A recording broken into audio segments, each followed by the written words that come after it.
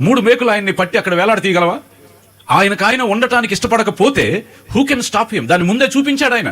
అడిగే వాళ్ళకి నేను చెప్తున్నాను, చాలా మందికి డౌట్లు ఇంకా ఉంటాయి. ప్రభు ఎందుకు దిగలేదు అంటే యేసు ప్రభు వారు ఊరికే మీసం తిప్పడానికి రాలేదు. అక్కడ అసలు ఆయన పని చేసి వెళ్ళటానికి వచ్చాడు ఆయన. లేకుండా వాళ్ళు పట్టుకుంటే ఏమై ఉండేవాళ్ళు?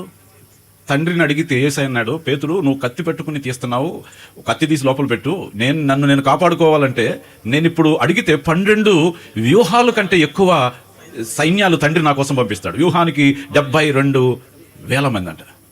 6,000 కదా, మొత్తం కలిపి ఎంత? 72,000 మంది సైన్యం, బలాఢ్యులైనటువంటి యేసు ప్రభు పర్సనల్ సెక్యూరిటీ గార్డ్స్. ఆయన special protection group of angels ఎంతమంది? 72,000 మంది. ఒకవేళ ఆ దూతలే దిగితే ఒకే ఒక్క దూత హిజ్కియా దినాల్లో 185,000 మందిని హతం చేస్తే, ఇప్పుడు ఇన్ని వేల మంది గనక ప్రభు చుట్టూ ఉంటే అసలు ఆయన పట్టుకోవడానికి రోమా ప్రభుత్వం కైసరు కూడా వచ్చినా కూడా కుదిరే పని కాదు. పిలాతు, కైసరు, హేరోదు ముగ్గురు కట్టకట్టుకొని వచ్చినా కూడా యేసు ప్రభుని పట్టుకు తీసుకుని వెళ్ళలేరు. ఆ 3 మేకుల గురించే చదువుతారు కానీ వీళ్ళు మిగతాయి చదవరు. అది సమస్య. అర్థమైందండి? అదే చదువుతారు కానీ ఇవి చదవరు.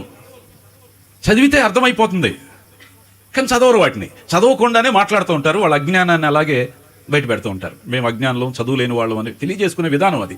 When you want to say something, when you want to argue with something, first be informed very much in detail. దాని గురించిన ప్రతి అంశాన్ని గురించినటువంటి సమాచారం నీ దగ్గర ఉంచుకునే మాట్లాడాలి. యేసు ప్రభు వారు తనను తాను అప్పగించుకున్నాడని బైబిల్ గ్రంథం క్లియర్గా చెప్తుంది. అర్పణగాను బలిగాను యేసు ప్రభు మనలను ప్రేమించి తనను తాను ఏం చేసుకున్నాడు? ఆయన అప్పగించుకున్నాడు. He delivered himself. రండి తీసుకెళ్ళండి, నేనే ఆయన్ని, పారిపోలా.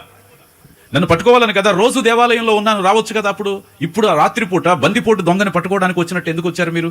ఒకవేళ పట్టుకోవాలంటే నేను ఉన్నాను కదా అని యేసు ప్రభు వారు అంటే పట్టుకున్నారు, తీసుకున్నారు. ఆ రోజున ఆయన